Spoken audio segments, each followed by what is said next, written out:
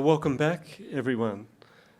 We have two final sort of linked up sessions for you to bring us home this afternoon. Two panel discussions. The second one is a panel of young people, youth parliamentarians. The first panel is a panel of 4 of our youngest members of the Legislative Council. You might say 4, there's only 2 on the stage.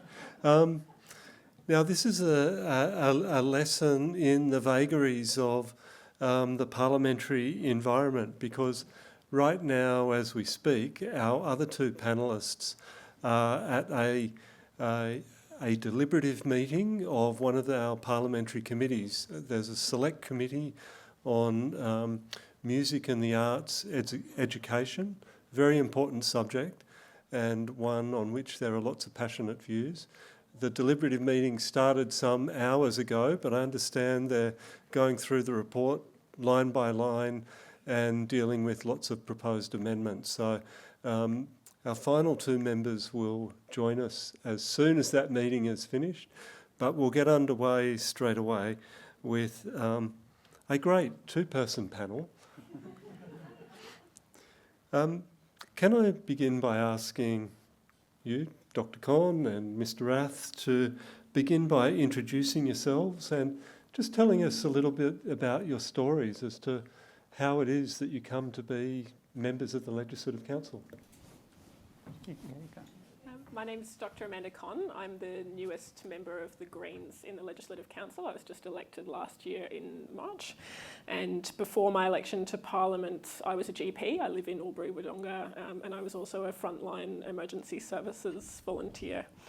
I suppose I took an interest in politics over the years from my work on the front line, seeing the kinds of issues that were impacting my patients and the people that I was caring for in my community. And I think, interestingly, living in Albury-Wodonga, right on the border of New South Wales and Victoria, it also really shows the difference that the state government and state politics can actually make tangibly in people's lives. So I took an interest in politics and joined the Greens because I saw that they aligned with my values. They supported policies that I thought would benefit people and I really cared about. And I ran for my local council in 2016, never expecting in a million years that I would get elected. Albury's a very conservative town. There had never been a member of the Greens on local council in history, and I took the opportunity to stand as a candidate so that I could express my views and those of people I cared about in the local media, have an opportunity to debate the existing members of the council and hold them to account. And I very unexpectedly got elected and ended up becoming the Deputy Mayor of Albury for the subsequent 5 years.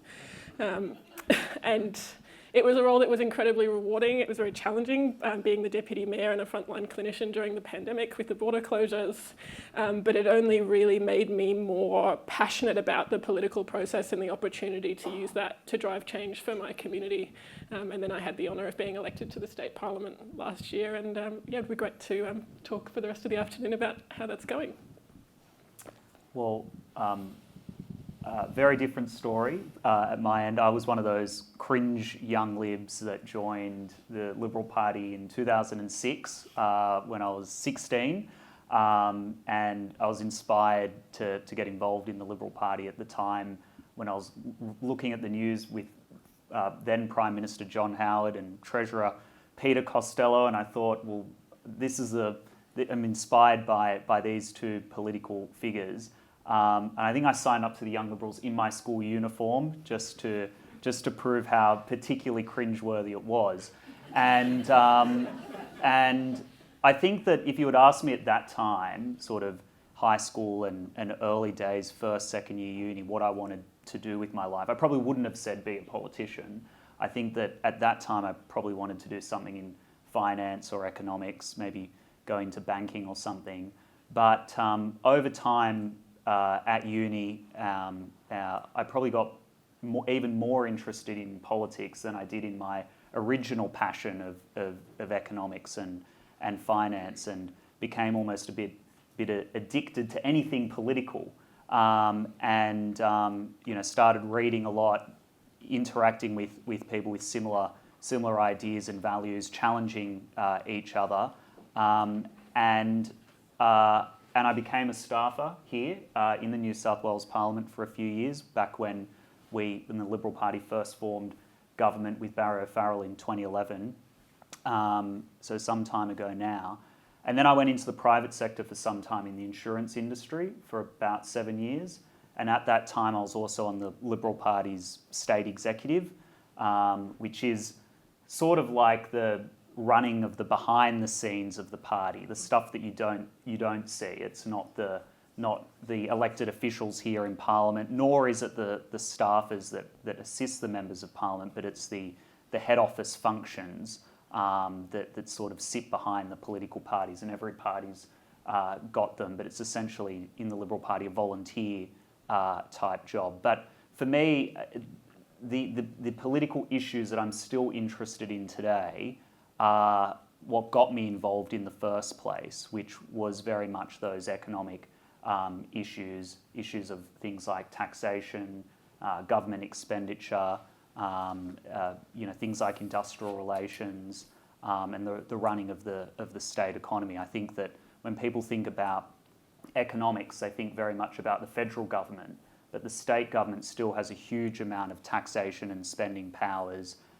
Most of the assets and infrastructure are held by the state government, and I think that being an MP, you can really make life better for people. And I think most people here, I think everybody here, in terms of the Parliament, wants to make life better for people. We might have a different approach of how we do it. We have very different approaches of how to make life better for people, but I think that is the ultimate aim, is to make the country and the world that we live in a better place. Thank you very much. I should have spoken for longer, the filibuster. Oh, and I should say now that I'm now the opposition whip as well in the Legislative Council, and we were talking before, I'm the Shadow Special Minister of State, which is probably one of the most confusing titles in all of New South Wales Parliament, but it's got responsibility for the electoral system and for the integrity agencies, as well as other responsibilities that the Leader of the day may delegate to you. Thanks, Chris Rath. Amanda Cohn, as one of the 4 members of the Greens in the Legislative Council, you split up the sort of government portfolio responsibilities amongst you. Which portfolios are you looking after? Yeah, I've got quite a list.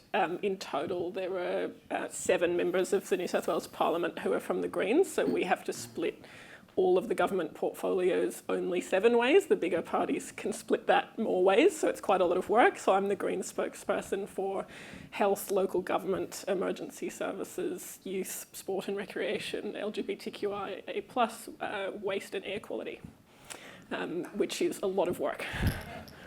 That's quite a combination. Can I ask you both, what were your first impressions when you were initially elected in 2023 and 2022? Perhaps you could go first. Sure. You were elected first. Sure. Well, the first thing was very strange was when you arrive, and all of the parliamentary staff that work here are all so respectful, and they're like, Mr. Rath, Mr. Rath. And I don't think I'd ever been called Mr. Rath before. But then the other thing that was very funny was that the people that didn't know who you were kept asking me, who are you a political staffer for, as one of the younger MPs, and you have to sort of say to them, no, I'm a member, and they're like, no, you're not. You're a staffer, sure. I'm like, no, I just got elected. I'm new. But I think one of the big changes, and I'd said before that I was a staffer here in sort of 2011, 2012, 2013, coming back in 2022, so 9 years later, is just how much the upper house had actually changed in that 9-year period. In 2011, 12, 13, the government of the day basically ran the show in terms of the Legislative Council. There was nowhere near the amount of scrutiny and accountability mechanisms in place that I had in those early days compared to what I experienced in 22 when I first got elected, and what is still what is still in operation now. Things like a much stricter and more regular budget estimates process. Things like relentless calls for papers or freedom of information requests through the Standing Order 52 provisions. A huge amount of new committees and inquiries that had been created, and a much larger crossbench. So I think that my first impressions being elected in 2022 compared to having been here as a staffer 9 years earlier is that the government of the day probably almost always got their way in those days when I was a staffer. And today, especially on Wednesdays, very rarely ever gets their own way. So that was probably a big shock when I first got here, just how rarely the government actually, or how much more difficult it is for the government now compared to what would have been the case 10 years ago. We've found something to agree on this afternoon. Absolutely, that experience of being a younger Member of Parliament and being mistaken for a staffer, that's probably a weekly occurrence for me, even though I've been here for nearly 2 years. I'm going to start with the bad in my first impressions, but that's so that I can finish with the good. So I promise it's not all doom and gloom. This, in some ways, is a very archaic institution. It's a very historic institution, and there are aspects of tradition that are really beautiful and precious that are 200 years old, but there's also aspects of that tradition that aren't in keeping with community expectations in 2024, and it was probably confronting in my first few days in terms of first impressions of the colonialism of some of those rules and standing orders that are very old-fashioned ways of doing things, and things like starting every morning of the sitting with the Lord's Prayer I don't think that's keeping in community expectations in 2024, and I still find that quite jarring, and probably reminds me at the start of every sitting day that I don't necessarily always feel welcome here. There's a few things about the workplace culture in this building that really need to improve, coming from the health sector and from emergency services with an absolute zero tolerance for drug and alcohol in the workplace. The fact that alcohol is consumed so liberally here was really confronting.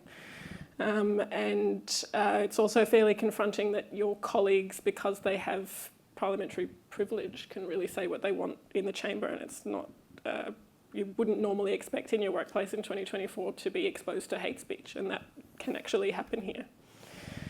So that's the bad. I told you I'd start with the bad. I think in terms of first impressions that were a pleasant surprise, actually meeting some of my colleagues who I'd heard about in the media or seen on television before but had never actually met, in many occasions was a pleasant surprise. The people who I may have policy disagreements with, and that's why we're here. We're representing different constituencies of the people of New South Wales, but there are a lot of very real, very good human beings who work in this building, and I'd extend that to all of the parliamentary staff as well. There's hundreds of people who work here who do a really good job, and particularly in the Legislative Council, because it's a smaller chamber, because there's been many years of minority, and that requires more collaboration historically than there's been needed in the Legislative Assembly.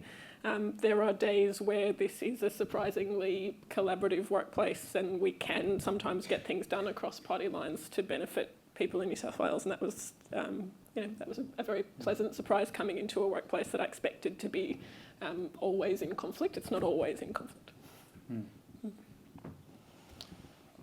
Now, I've been scurrying up and down off the stage, passing back and forward notes. The bad news is that your colleagues are going to be at that deliberative meeting for the whole of the next hour. Wow. All right. Well, you're not getting the string quartet, you're only getting the duet today. So we'll see how good you are at filibustering.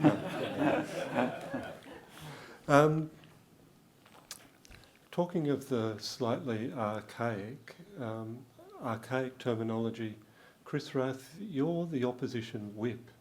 What does the opposition whip do? What is a whip? A whip,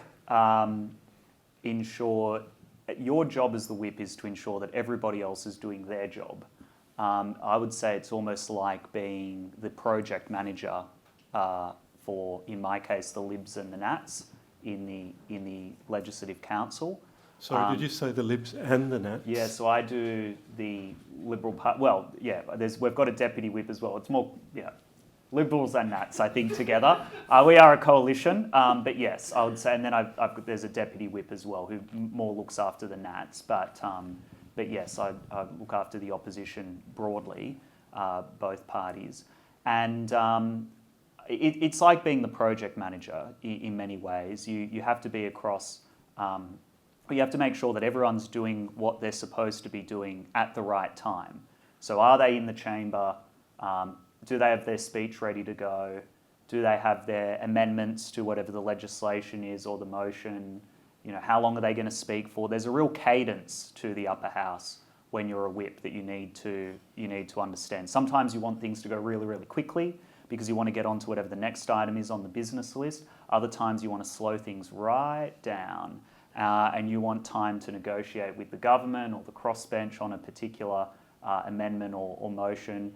And the whip is in many ways for your party or parties that you're the whip for. You need to, you're almost like the conductor. You need to make sure that every instrument is doing what they're supposed to be. And sometimes it's quite stressful because someone will miss a division, so they're not in the chamber when a vote happens, or that they thought they were on a pair, that they've requested leave, for instance, but that they were mistaken, or that they forgot their speech in their office, or that whatever it might be. I mean, we're all human and we all make mistakes, and I can tell you I've definitely made mistakes as the whip. But yeah, there is a real sort of project management role to being the whip. It's a bit of a jack of all trades, master of none. You need to be across what the chamber's doing at all times, but it's not like you're an expert in any one particular thing that is before the chamber. You're not the shadow health minister. You're not shadow education or shadow treasurer. You are more looking at it from a process perspective than from a policy perspective. So it is an important job. It would be hard to run this place without whips. I think that whips often get a bad name because of programs like the House of Cards, whether it be the American version or the British version. I can tell you it's mostly inaccurate, mostly. But no, it is a very important job, and you're constantly working very closely with your colleagues. And it's more collaborative. There's very little arm twisting, I can assure you. It's more collaboration with colleagues and with members rather than it being unnecessarily aggressive in your approach. Thank you.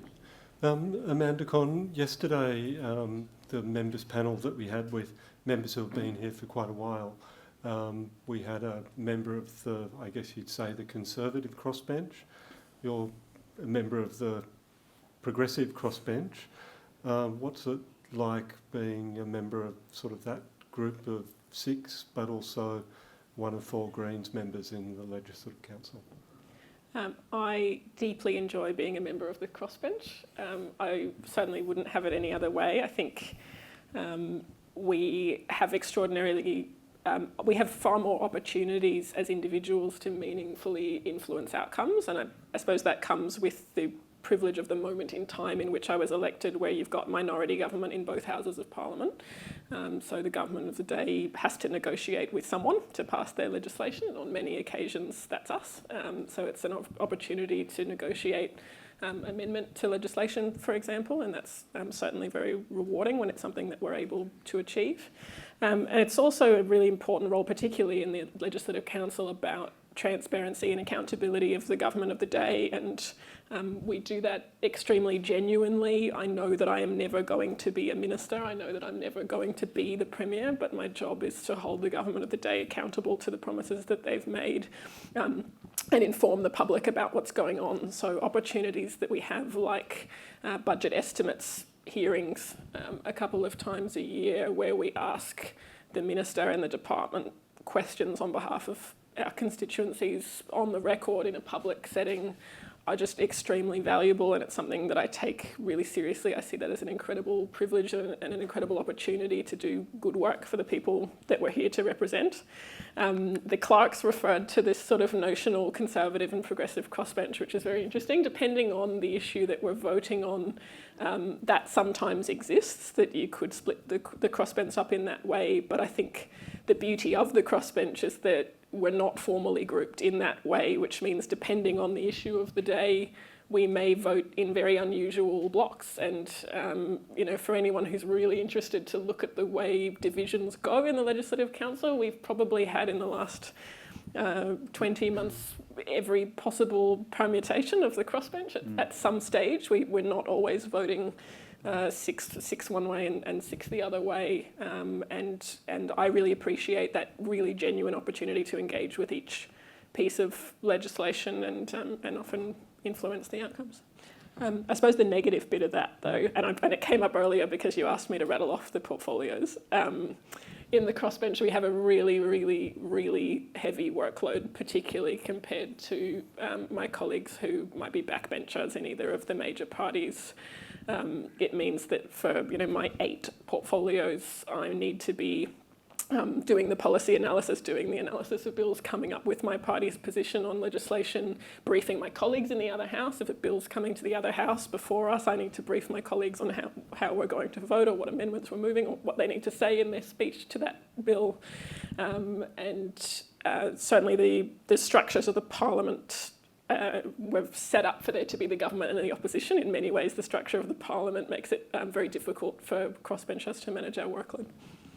Can I put you on the spot for a moment, just in relation to that experience of being part of the crossbench and voting on legislation, for instance, or motions that come before the House on a Wednesday? We might come to Wednesdays in a moment, but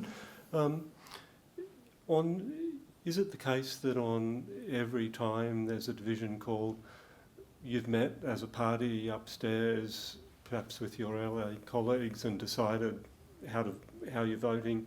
Are you ever surprised by an amendment that might get moved, for instance, and you have to make a call on the floor of the House together, as a little group? Yeah, we try as much as we can to communicate. We have a party room meeting at the start of a sitting week, just like I'm sure the other parties do, where my role is to brief my colleague on bills that fall within my portfolio responsibilities and propose a position to that group. If something is particularly difficult or controversial for us, we have that conversation and we usually come to a position as a group. When those amendments are moved on the fly, and it often does happen that you'll have very little notice, it's usually up to the person who's the portfolio holder, for example me on health policy, to make a judgment call, and in many cases it's very straightforward. I represent a party that has a very clear policy on these issues, so usually I can refer to my own party policy. If it's ever difficult or uncertain, we try to talk to each other, and I suppose we've got great modern technology like group chats in 2024 where you can try to have a really quick discussion with your colleagues if you think that one's needed. Thank you. Can you tell us about Wednesdays? What's unique about Wednesdays in the Legislative Council? So Tuesdays and Thursdays is probably, you have to define Wednesdays by what it's not. So Tuesdays and Thursdays it's the government's day. The government puts forward legislation. They determine essentially what the order of business looks like on a Tuesday and a Thursday. Wednesday is mainly for the opposition and the crossbench to put forward items that we want to debate.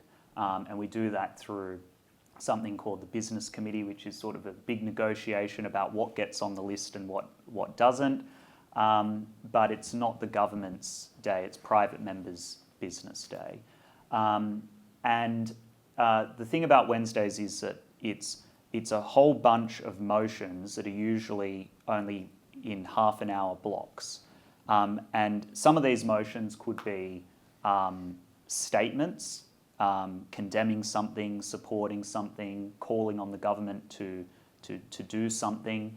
That is allocated essentially a half-an-hour time frame, and the mover gets 5 minutes to speak and every other subsequent speaker only gets 3 minutes. So it is a very short you have to make a very short speech, unlike on Tuesdays and Thursdays where you could literally go on for a very long time, 20 minutes, 30 minutes. You could drone on for some time. But Wednesdays are very different. And as part of Wednesdays, there's also by its very nature, some of the motions are about accountability. So on a Wednesday, you might, what has been used in recent years is something quite unique, the Standing Order 52 provision, which is the Parliament, the Legislative Council, essentially demanding that the executive release papers, documents on a certain topic. And every Wednesday, almost without fail, usually several of those motions will pass, and the executive government will have to hand over troves of documents to the Parliament for us to inspect. Also on a Wednesday, you might use the Parliament to use the Legislative Council to create a new committee or a new inquiry into something. So that it's more our day. It would be, that's how at least we would view it as the opposition and the crossbenchers. It's our day to put up items of our choosing, whereas legislation is almost always done on government days. Now we could put forward our own legislation as well on a Wednesday, a private member's bill, so a bill that's not moved by the government. That's probably done less regularly, and in part you would have to assume that even if a bill passes our chamber, so even if the opposition and the crossbench form some sort of alliance on a particular issue, most of the times the government has a majority in the lower house and could just knock that bill off. Even today, they're not far off a majority in the lower house. We routinely win votes on a Wednesday against the government, routinely.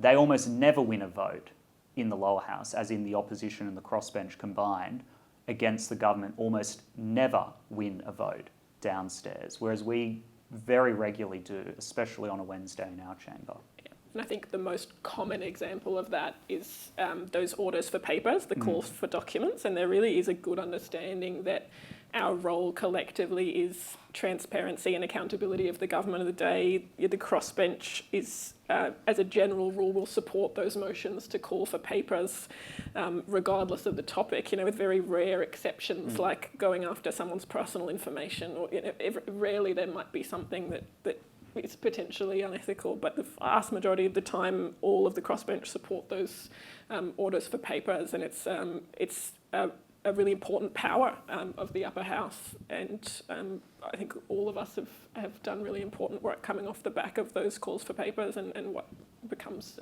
in the public domain as a result. And the executive government hates it.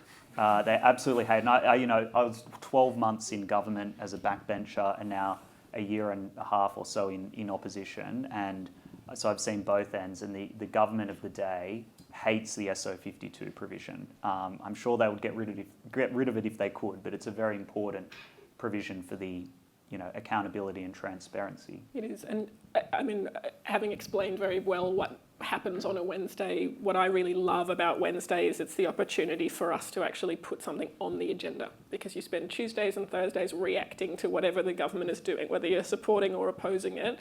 The topic of conversation is dictated by the government, and on a Wednesday we can put something forward that the government's not talking about at all that we think they should be. There may be wholly unrepresented constituencies on a particular matter, and whether it's a motion or a private member's bill or a call for papers, the Parliament will actually debate something that otherwise just wouldn't have been on the agenda at all. And it can be hugely empowering if you're working directly with a community that's impacted by some issue and actually feeling really ignored. For them, it's so meaningful and so valuable to actually have that issue put on the agenda, and that's really the value of those. Chris was talking about the 30-minute motion debate that's really rapid fire to actually ventilate an issue, bring it to the public's attention, bring it to the media's attention, bring it to the government's attention, because they're part of that debate and they have to respond to whatever we're putting up. It's an incredibly valuable opportunity, and without our Wednesdays, you'd only ever be reacting to what the government of the day wants you to be talking about. Thank you. The good news is the cavalry are about to arrive. So it sounds like the committee has finished its deliberative meeting, so your colleagues will be joining you shortly. Just before they do arrive, though, I've got two final questions on notice that I want to ask to wrap up the session just on 4 o'clock. But before we get to that, and before the other colleagues arrive, I wonder whether I could open the floor to questions. If we could have the lights on the audience and some microphones. I can see, even in the dark, there's a very enthusiastic question down here on this side, third row from the front. Yes, it's a bit disconcerting having you all in the dark. So right down the front here. Oh, very good. Excellent.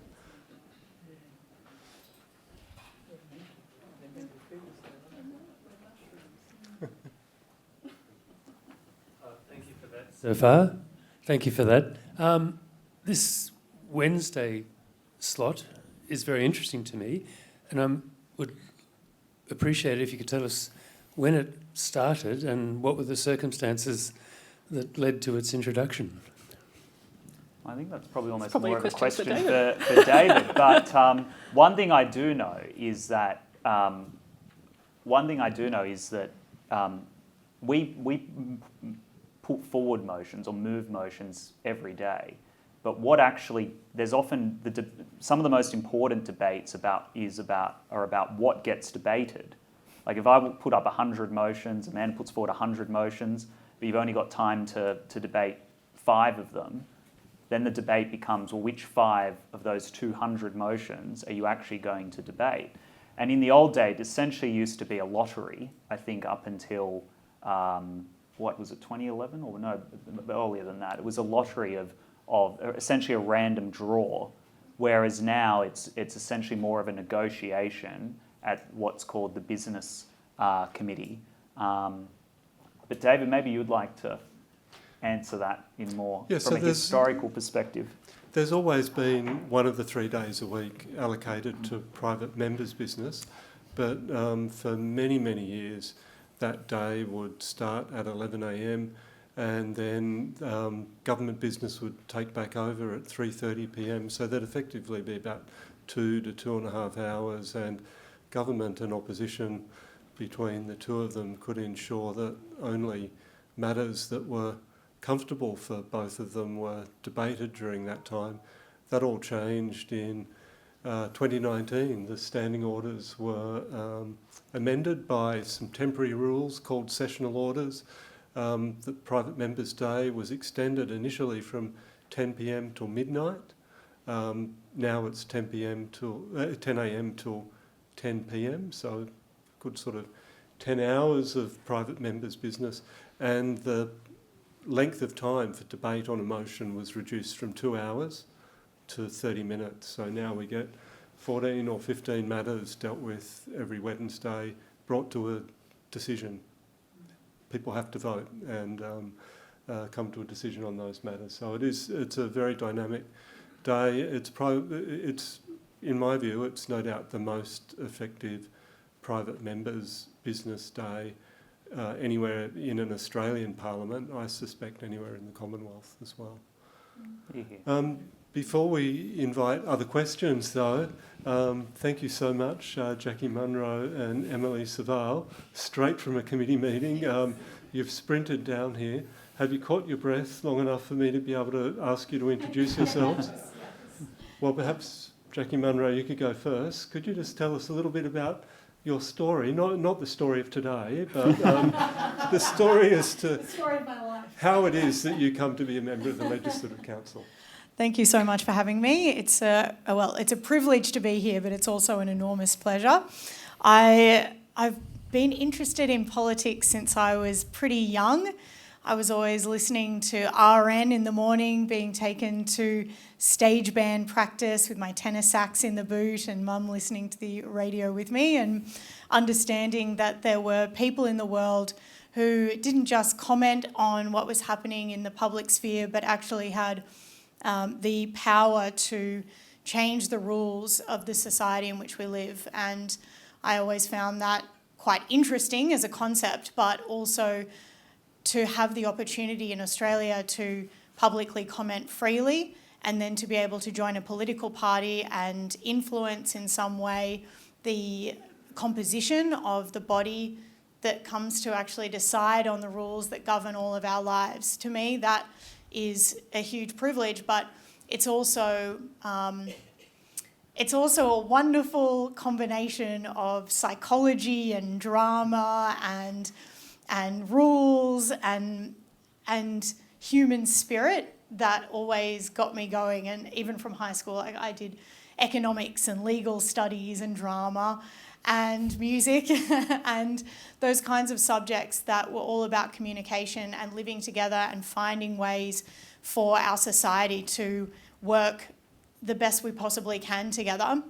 So when I went to uni, I got involved in student politics, eventually joined the Young Liberals with the encouragement of people like Matt Keane, who you might know before he was an MP, and went through the Liberal Party's various roles. Women's Council, for example, I was the president of the Liberal Women's Council and therefore the vice president of the party. I'd been involved in the Young Liberals before that. I'd been a staffer for people like Malcolm Turnbull and Gladys Berejiklian. And actually my first ever political boss was Mark Speakman. So now he is my boss once again in this place, and it's quite a nice round trip to get to a place where we can work together again in this incredibly influential place. And I guess through the values that I was brought up with in my family, with my mum and my dad, and their sense of community service and their set of values and the example that they lived their lives with. I mean, my mum is such an inspiration to me. She literally lived her values every day, whether it was helping kids to plant trees in the school that she was at, or get involved as the treasurer of the Bonnet Bay netball club so that I could play and she would be a part of that community. There's always been around me that example of service, and I guess I hope very much that I bring that to the role that I have today. So it's a little potted history of some of the ways I got here. And Emily Suvaal.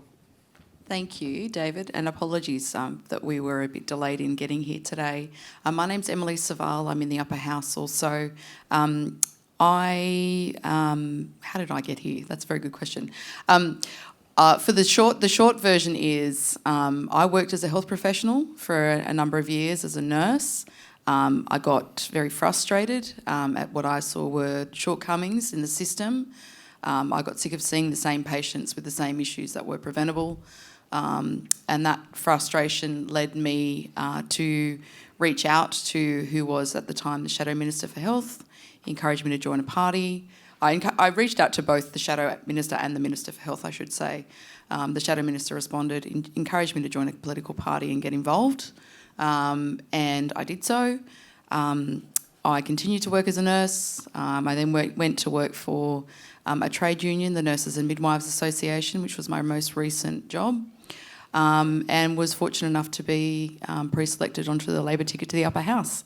That's the short version of my story. The longer version is probably a little bit more convoluted and canvasses my life experiences and the sort of the people that have influenced me to today, which were, obviously teachers, a number of doctors that have looked after me over the years, and health professionals that I have worked with and that have also treated me.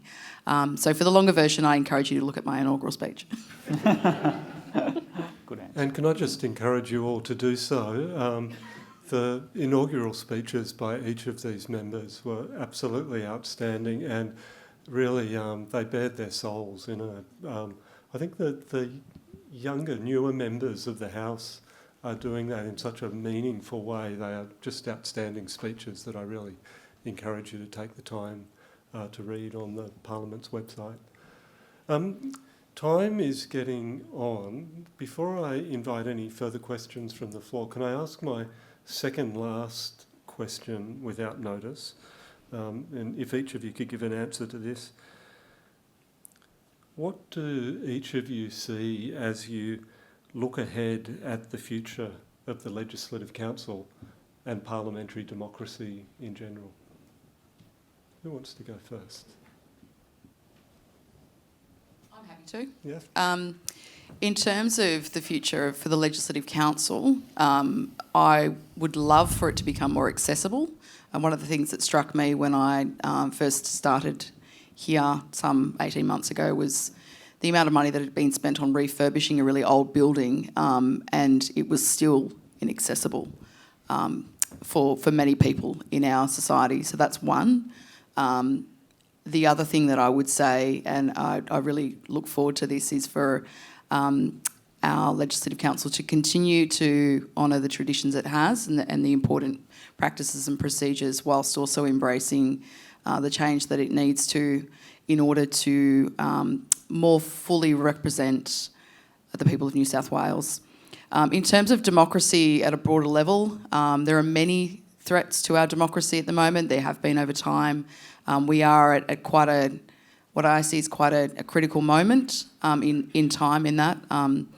There is a lot of strength in our major parties, and I believe that they are a really fundamental and crucial part of ensuring our democracy is protected at all times. I've got the slightly controversial answer, which is I think the crossbench is going to continue to grow and grow and grow.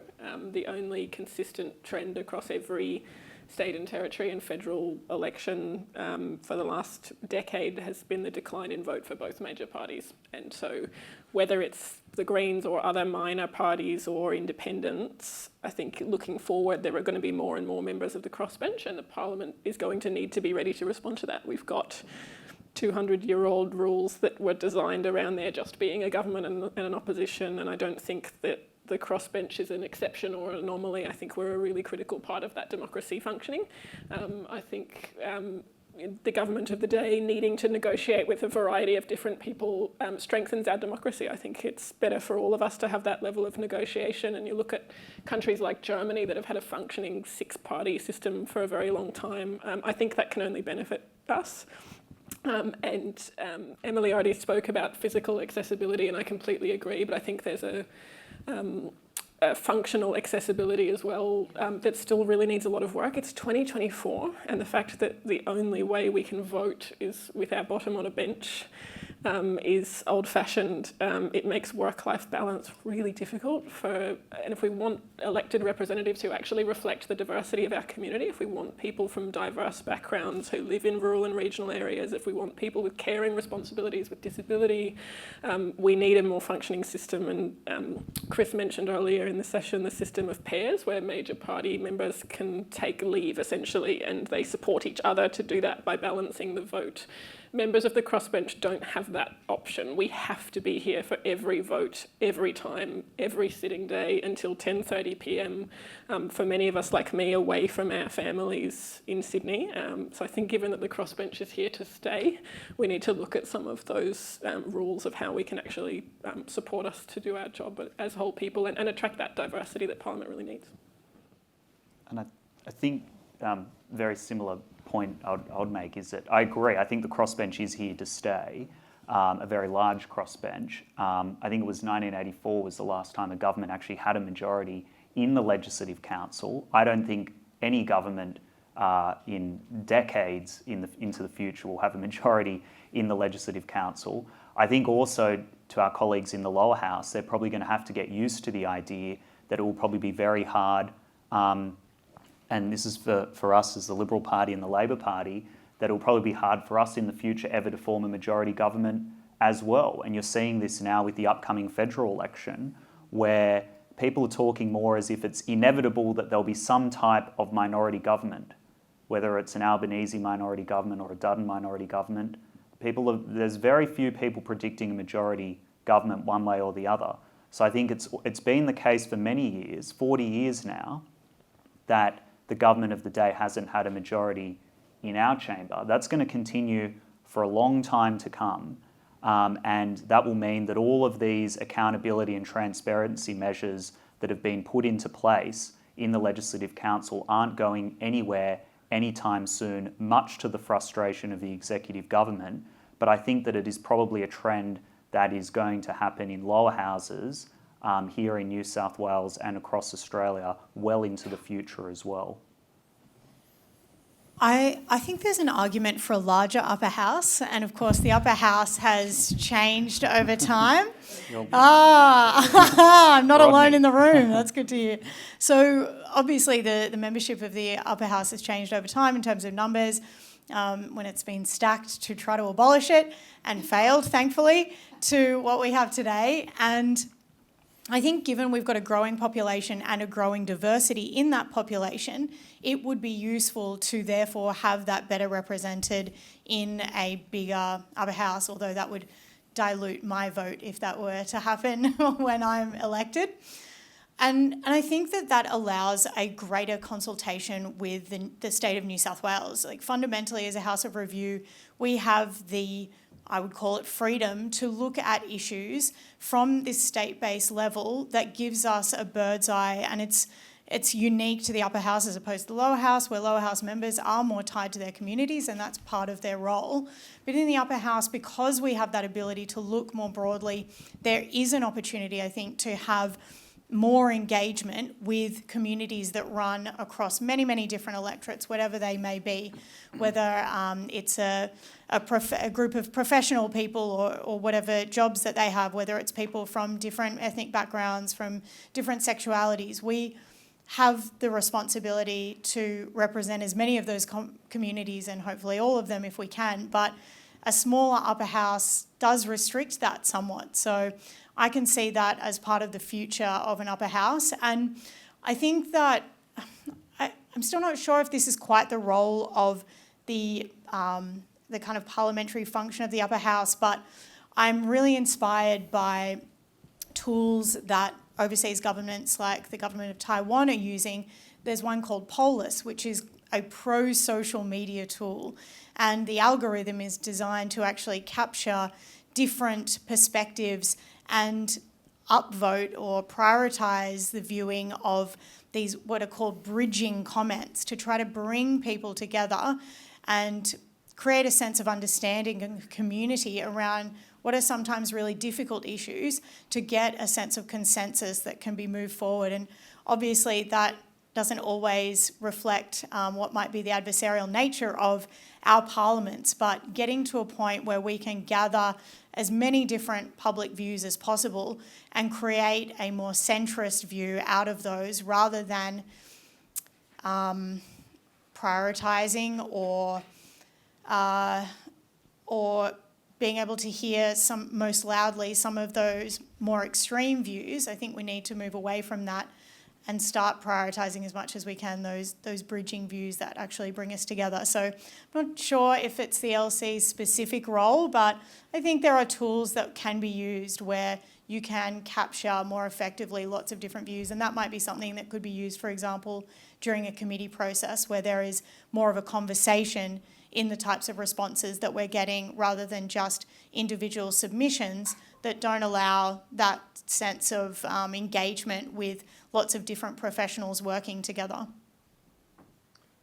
I feel like we've just begun to scratch the surface. It's been a fascinating conversation this afternoon, and I'm so sorry we've heard so little from Jacqui Munro and Emily Suvaal. But it's been high quality, even though it's been in a small dose. We do have another panel that needs to begin in just a couple of minutes. So can I conclude by asking you my final question on notice for a short, sharp answer. Where do you see yourselves in 2056? Why 2056? Well, we've just about finished the Bicentenary of the Legislative Council. The next Bicentenary is the Bicentenary of the Legislative Assembly in 2056. Where do you see yourselves in 32 years' time? Oh, it's so hard. I'm a day-at-a-time girl. I can't look this far ahead. Well, definitely at the Bicentenary dinner for Yes, the Legislative Assembly. here. I think if I've done my job of holding governments to account in this role and governments have taken action that they need to on climate change and people in rural and regional New South Wales have equitable access to healthcare, I would love to be back working as a country GP in my town. And as someone that lives with a chronic illness, I looked at that and thought, well, hopefully not dead. So that's pretty macabre, but that's what I thought. Realistically, also, if I'm not dead, hopefully retired and able to enjoy a bicentenary dinner with you all. Yes. Well, very good team. That was obviously a great dinner, so that's some excellent feedback. Can you please join me in thanking our members this afternoon?